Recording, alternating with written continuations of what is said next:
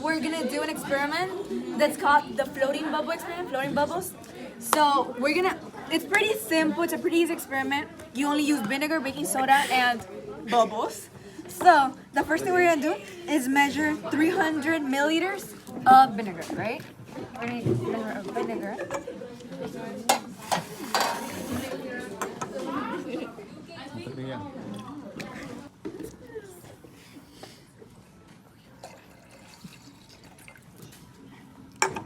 Okay, so now we're gonna measure our baking soda.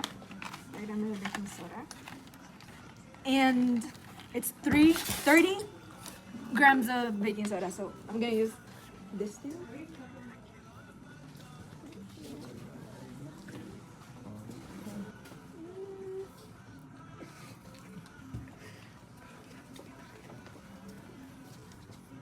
Okay, there. So now we're gonna add our baking soda. So we're in the middle. Okay, entonces we're gonna add our vinegar. Now, when baking soda reacts with vinegar, you're gonna see. It's gonna form like a frizzy solution. Right? Right?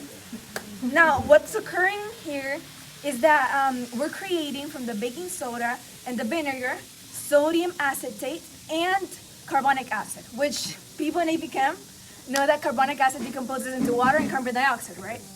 Now, that's why this experiment works, because when you blow bubbles into this solution that has carbon dioxide, our bubbles are mostly made out of air, right? What is air made out of here on Earth? Oxygen. And nitrogen. So this is mostly oxygen and nitrogen. So since oxygen and nitrogen air is lighter than our carbon dioxide, these can float in the solution. You can kind of see it flow, right? You see? You saw? You saw how it floated? Yeah. So, they kind of bounce sometimes. I just have to aim, right? Right? Entonces, that's pretty much the experiment, because when it's all about density, right? Since our bubbles are less dense, they're able to float on the surface of the carbon dioxide solution. Because what's important here is, yes, sodium acetate is formed, but the carbon dioxide is denser than the air in the bubbles. That's why they can float. So thank you guys. I hope you guys enjoyed.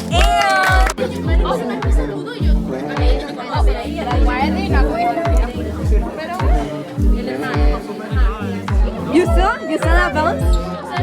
Oh, yeah. It's all about the density, guys.